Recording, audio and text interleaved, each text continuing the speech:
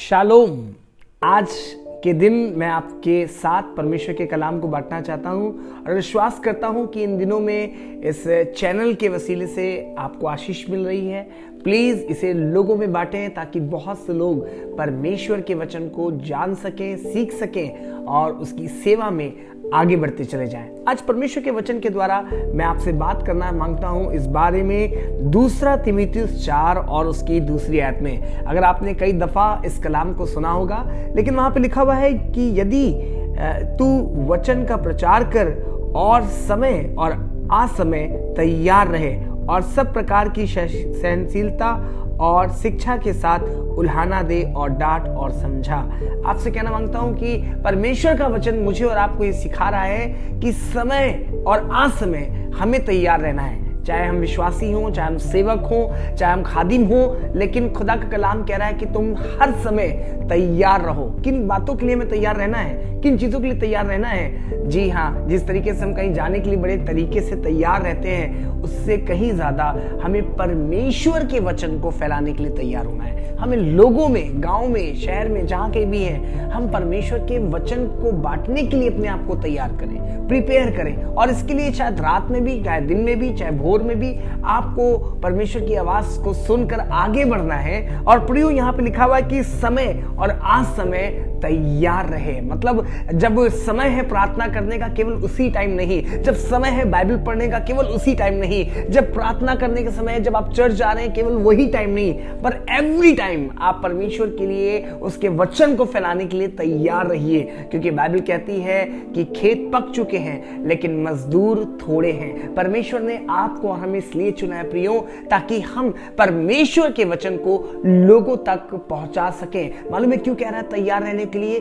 इसलिए कह रहा है, अगर उसकी तीसरी आयत में पढ़ेंगे, क्योंकि ऐसा समय आएगा जब लोग खरा उपदेश ना सह सकेंगे, पर कानों की खुजली के कारण अपनी अभिलाषाओं के अनुसार अपने लिए बहुत से उपदेशक बटोर लेंगे और वे सत्य से मुंह फेर कर कथा कहानियों पर मन लगाएंगे। जी हाँ, ऐसा टाइम आ चुका है, ऐसा वक्त आ चुका है कि लोग वचन को नहीं सुनना चाहते, लोग सत्यता को नहीं सुनना चाहते। लोग अपने जीवन में उन तमाम परेशानियों के बीच में, मुश्किलों के बीच में, वो परमेश्वर के वचन से दूर हो जाते हैं। कारण क्या है? क्योंकि ऐसा समय आ गया कि लोग खरे उपदेश को ना सुन सकेंगे। लोगों के जीवन में वो खरा उपदेश है क्या? वो ये है कि इंसान के जीवन को बदल सके, वो प्रचार जो इंसान के जीवन को बदल सके, वो प्रचार जिससे कि इंसान अनंत जीवन प्राप्त कर सके, वो प्रचार जिसके द्वारा लोग अंधकार से निकलकर यीशु मसीह में आगे बढ़ सके।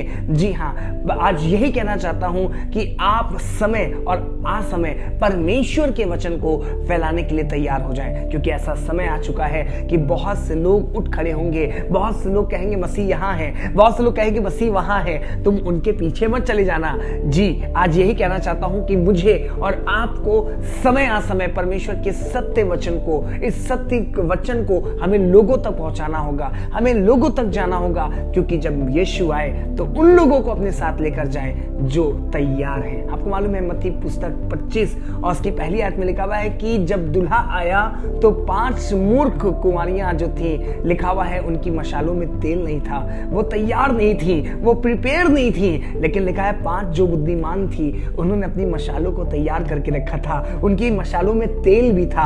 आज आपसे कहना चाहता हूं, जब हम तैयार रहेंगे, तैयारी इस बात को दर्शाती है कि हम तैयार हैं, हम तैयार हैं और हम राह देख रहे हैं अपने दूल्हे की, कि जब वो आएगा तो मुझे और आपको अपने साथ लेकर बादलों पर जाएगा। आज यही कहना चाहता हूं, जहां कहीं रहें हम तैयार रहें प्रचार करने के लिए, हम तैयार रहें किसी की मदद करने के लिए, हम तैयार रहें किसी हॉस्पिटल में मिलकर किसी के लिए जाकर प्रार्थना करने के लिए, हम तैयार रहें किसी के दुख में खड़े होने के लिए, हम तैयार हों किसी के उन समस्याओं के बीच में जाकर प्रार्थना और उसको ढाढ़स देने के लिए। आज बहुत से लोग तैयार हैं, लेकिन तमाम प्रकार की बुराई में, तमाम प्रकार की दुनिया की चीजों में लोग उलझे हुए हैं। आपसे कहना चाहता हूं उनके पास कुप्पियां तो हैं लेकिन उनके पास तेल नहीं है। आप उस अभिषेक को, तेल अभिषेक को दर्शाता है, तेल परमेश्वर की आशीष को दर्शाता है। जब परमेश्वर की आशीष और अभिषेक आपके साथ होगा तो आप एवरी टाइम तैयार रहेंगे। आपको घड़ी नहीं देखना पड़ेगा, आपको किसी के फोन कॉल्स का वेट नहीं करना पड़ेगा, लेकिन आप उस समय कहेंगे प्रभु मैं तैयार हूं। आपको मालूम है यिर्मयाह के पास आवाज आई कि कौन जाएगा, उसने कहा प्रभु मैं जाऊंगा। आज आपसे भी प्रभु पूछ रहा है कौन मेरी सेवा के लिए आगे बढ़ेगा, कौन है जो प्रचार को फैलाने के लिए आगे बढ़ेगा। क्योंकि लोग सत्य से कान फेर लेंगे, लोग झूठी बातों पर मन लगाएंगे, लोग कथा कहानियों पर मन लगाएंगे और सत्य से भटक जाएंगे। आपसे कहना चाहता हूं लोग सत्य से ना भटक सकें, परमेश्वर ने हमें और आपको तैयार किया है ताकि हम समय और असमय तैयार होकर लोगों के पास जाएं और परमेश्वर की सही बातों को, सही चीजों को हम प्रचार करें ताकि लोग बचाए जाएं और उस उद्धार को प्राप्त करें। और जब दुल्हा आए तो वो दुल्हने तैयार रहे और अपने दुल्हे के साथ स्वर्ग में जाने पाए। मैं तो गॉड ब्लेस यू। याद रखिएगा समय और असमय तैयार रहिए। आप जब तैयार रहेंगे तो बहुत से लोग जो निराशा में हैं, जो दुख में हैं, जो बीमारियों में हैं, जो शायद टूट चुके हैं, जिन्होंने अपने आप को डिप्रेशन में रखा हुआ है, आपको मालूम है जब आप तैयार होंगे, आपकी तैयारी के द्वारा, आपके प्रचार के द्वारा बहुत सी आत्माएं बचने पाएंगी। और परमेश्वर ने इसीलिए मुझे और आपको चुना है ताकि हम और आप लोगों के पास जाएं और कहें कि प्रभु ने इस बात के लिए मुझे भेजा है ताकि वो भी तैयार हो और अपनी जिंदगी को प्रिपेयर करे ताकि जब राजा आए तो वो दुल्हने उस दुल्हे के साथ जाने पाए। प्रभु आपको इस वचन के द्वारा आशीष दे। समय और असमय तैयार रहिए लोगों की मदद के लिए, लोगों की दुआओं के लिए, लोगों के बीच में खड़े होने के लिए, लोगों की मदद और सहायता करने के लिए, लोगों को डिप्रेशन से बाहर परमेश्वर के वचन को बताकर उन्हें बाहर लाने के लिए